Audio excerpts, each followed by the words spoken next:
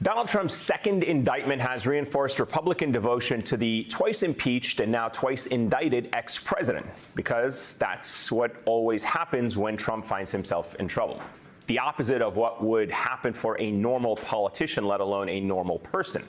Just like the Access Hollywood tape, the first impeachment, the January 6th insurrection, the second impeachment, and the earlier indictment, Trump's second indictment, all were bound to bring the GOP even closer to him. And as MSNBC columnist and author Ruth Ben-Ghiat laid out for us on our network's indictment special, for Republicans, this unending loyalty isn't some lucky fluke for Trump. It's a derangement syndrome that has infected the GOP called the authoritarian bargain. This is consistent with an authoritarian party that's enthralled to a cult leader.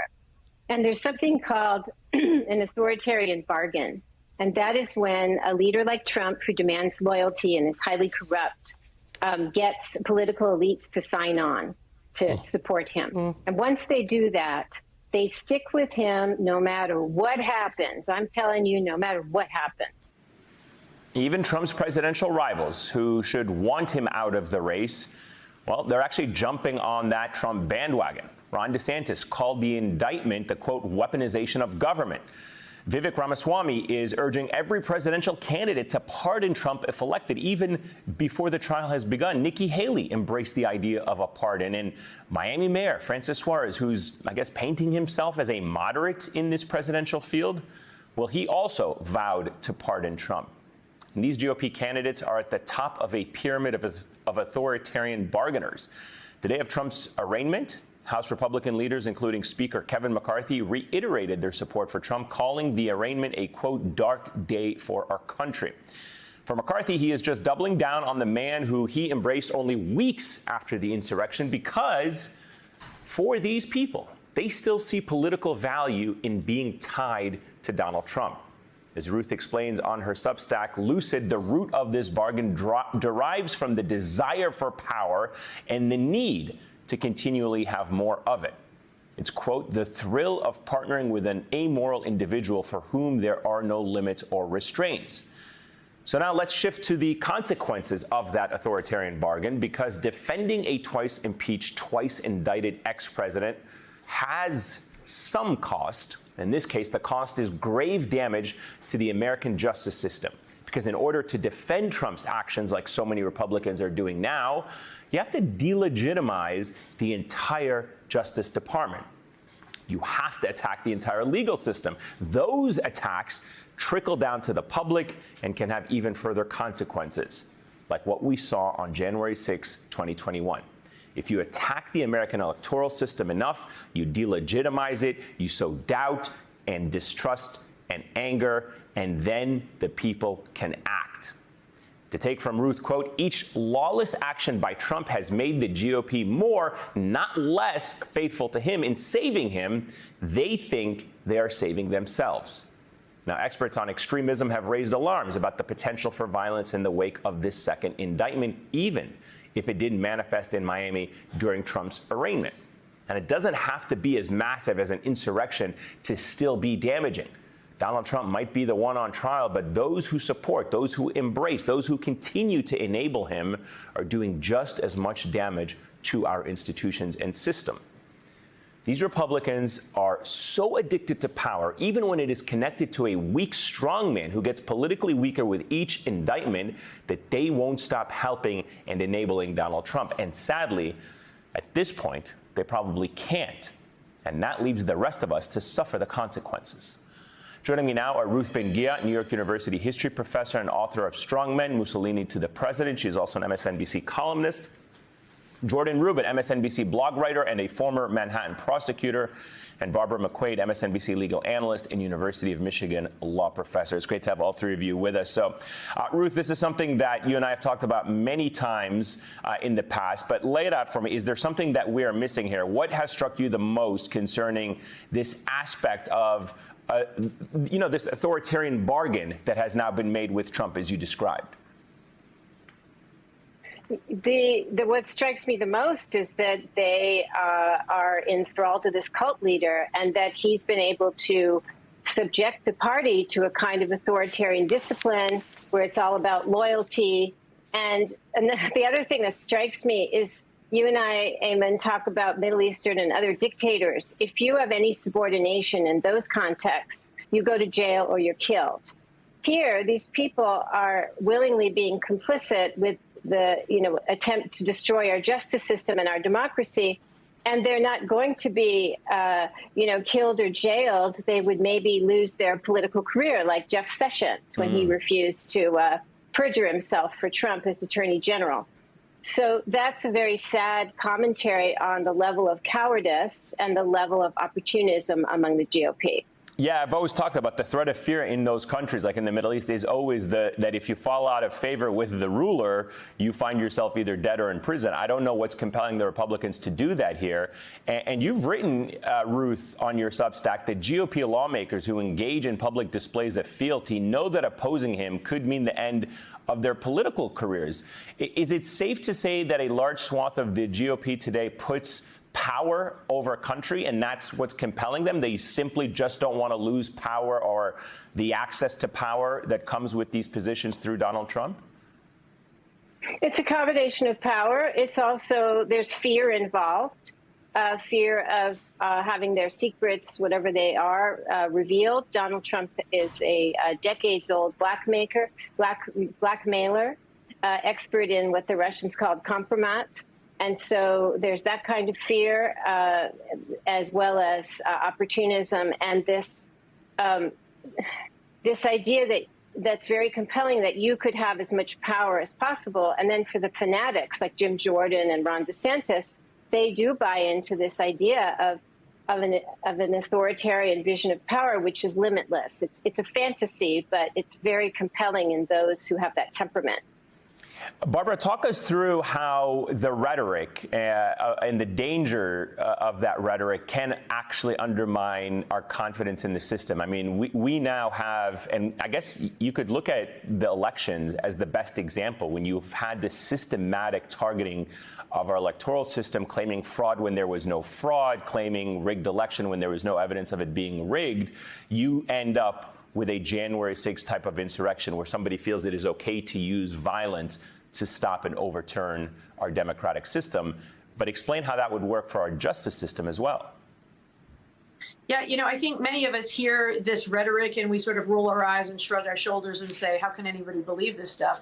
But we see very real consequences of all of it. One is the harm to democracy. There are states that have passed laws under the guise of preventing election fraud that have made it harder to vote.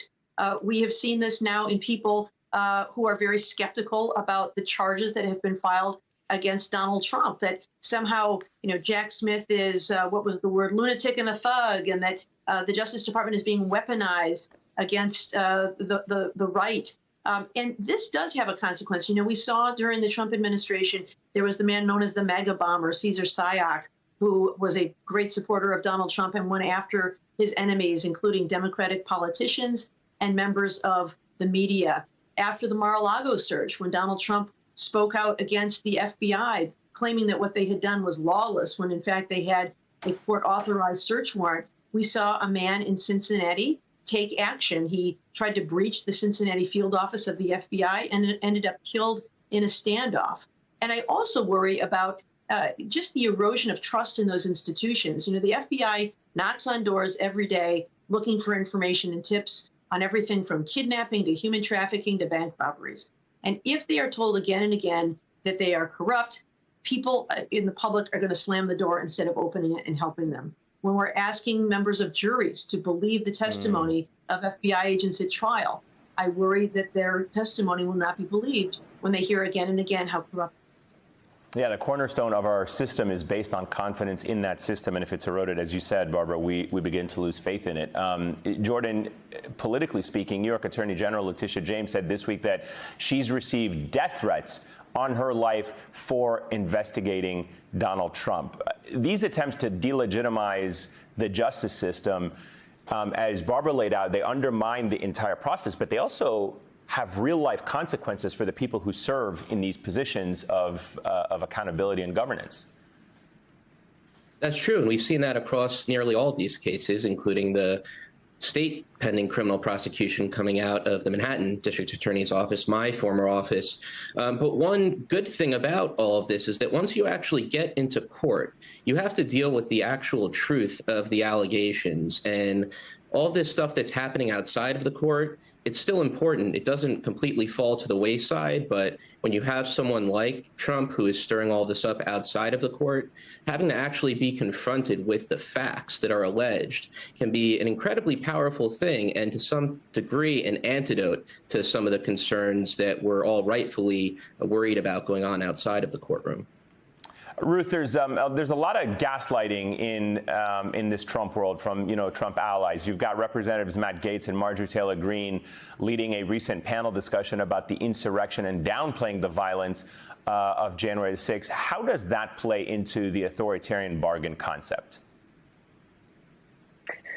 Yeah, this is something it's very concerning, this attempt to make January 6th into a patriotic act and or have people forget about January 6th. That's ultimately what they would like, because forgetting about a coup attempt makes it more likely that another authoritarian action could be taken.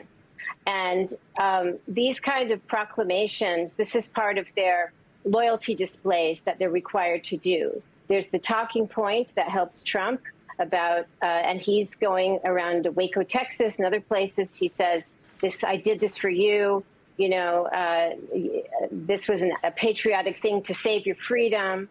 And they all are required to kind of, circulate those talking points. So every time we see one of them out there, they may be fanatics who believe this too, but the cult of Trump requires that his version of reality be continually reinforced every day. Let's talk about some of the specifics of this documents case, Barbara, and it's important to keep having this conversation. I know sometimes it sounds like we're a broken record, but as long as the right and Trump keep exploiting it, I feel like it is our duty to keep talking about it. You've corrected the record on Trump's comparing his case to the Bill Clinton's socks case or others. Clinton's personal tapes, which he kept in his sock drawer, qualified as his personal diaries, whereas Trump hoarding sensitive national security information, possible attack plans and counterattack plans, that is not his personal property. Yeah, they couldn't be more different. The Presidential Records Act passed after Watergate defines what is a presidential record. And it says some things are presidential records, which are documents created by the president or for the president for the use in his official duties. And then it excludes some other things. It talks about personal records, like diaries and journals. And a court in a Freedom of Information Act case against Bill Clinton ruled that his recorded interviews were diaries or journals not subject to the Presidential Records Act. Now, Donald Trump is not even charged under the Presidential Records Act. That's a civil law. He is charged under the Espionage Act, which makes it a crime to retain willfully national defense information. What he took are agency records. They are neither presidential records nor personal records. They belong to the CIA, the NSA, the Department of Defense. They pertain to nuclear programs, to military and weapons capabilities of the United States and our allies, all kinds of military secrets. So for about 3 different reasons, the Bill Clinton case is just absolutely not applicable here. But I think it sounds clever. He talks about Bill Clinton's sock drawer, and people don't pay attention to the details, and they nod along and say they're being held to double standards. They're completely different cases, and so Donald Trump is being treated the way other government employees are treated who willfully retain national defense information. And perhaps, Jordan, more contemporary-wise, can you debunk for us the GOP comparisons to both the Biden and the Pence cases? I mean, in those instances, both men opened their doors to investigators and actually cooperated with the investigations. And I think it's important to remind our viewers that of all the documents Donald Trump took from the White House, he's only charged over, I believe, the 30 or so documents that he did not give back. The others that he actually gave back before the raid at Mar-a-Lago, he was not charged for those. So he could have possibly never been charged had he just, given over all of the documents to the FBI. That's exactly right. I had a piece that was headlined not long ago that was titled, "It's the obstruction, stupid." Yeah. And if Donald Trump had gotten that simple memo, we might not even be in this place, even if he should have been charged with some of the underlying crimes. Now, we could do a whole hour segment on the differences between all of these cases, but one thing that we know for sure is based on past Justice Department practice, whether it's the Hillary situation, whether it's Mike Pence just not being charged. We don't know what's going to happen with Joe Biden yet, but it doesn't seem like he's going to be charged. We'll revisit that if he is. But really, it comes down to, look, sometimes politicians have had records that they shouldn't have. But what you see with Pence and what it looks like with Biden is they cooperate with the government. They give them back. And so even if the underlying conduct seems like it's criminal, and Donald Trump's underlying conduct is way more severe than what we know about the Pence and Biden situations, for example, even then, had Donald Trump just cooperated, we might not even be having this conversation. Yeah, and the chances of him doing that were slim to none.